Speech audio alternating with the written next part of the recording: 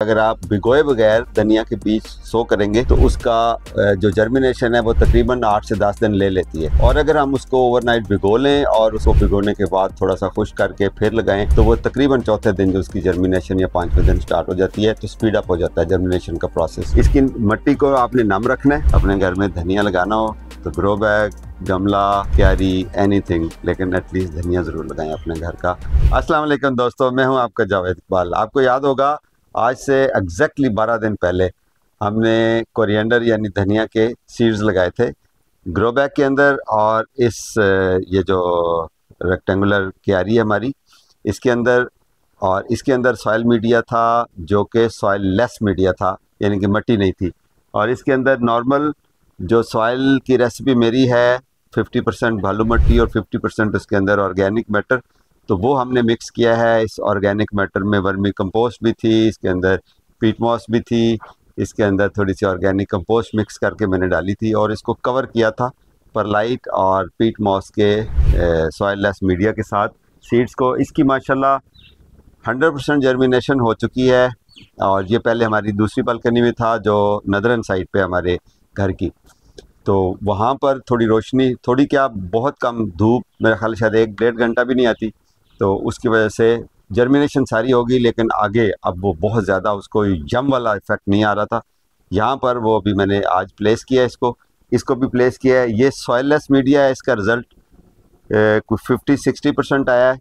ये मैंने आपको बताया था कि आपने इस रेसिपी को फॉलो नहीं करना जब तक मैं आपको अपना जो एक्सपीरियंस है वो शेयर नहीं करता हूँ कि ये सॉइललेस मीडिया की क्या कंपोजिशन थी, क्या रेसिपी थी और इसका रिज़ल्ट क्या था। तो आप ट्राई करते रहा करें, कोई बात नहीं, everything is fair in love, war and gardening. लेकिन जब मैं फाइनल अपनी रेसिपी शेयर करूँगा तो वो एक्सपीरियंस बेस्ड होगी, आप उसको फॉलो कर सकते हैं। मज़ीद अब इसके ऊपर वो जो यम वाला इफ़ेक्ट आएगा, यानी कि आज से 5-6 दिन के बाद, तो फिर आपको दोबारा मैं रिज़ल्ट शेयर करूँगा। ये कि तकरीबन 8-10 दिन के बाद इसकी कम्प्लीटली स्प्राउटिंग हो गई थी, पत्ते बाहर आ गए थे, सीड्स सारे जर्मिनेट हो गए। ये इसलिए लेट हुआ क्योंकि हमने भिगो के नहीं लगाया था।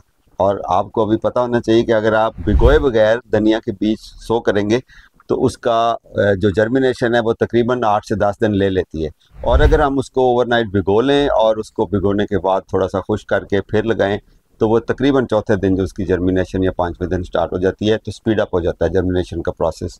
तो आप इस प्रोसेस को फॉलो करना चाहें तो फिर इतना पेशेंस आपने रखना है, फिर बेसब्र नहीं होना कि जी क्यों नहीं निकला, क्यों नहीं निकला।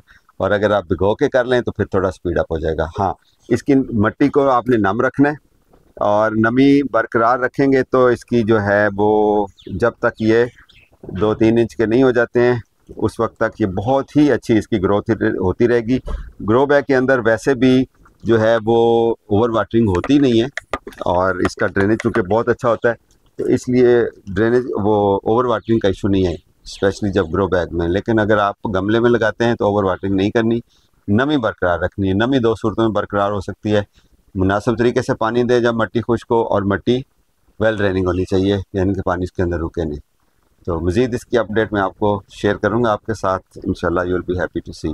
अपने घर में धनिया लगाना हो तो ग्रो बैग, गमला, क्यारी, एनीथिंग, लेकिन एटलीस्ट धनिया ज़रूर लगाएं अपने घर का। धनिया फ्रेश ताज़ा यहाँ से काटें और हांडी में, और you are going to love that. अपना ख्याल रखें। Happy gardening.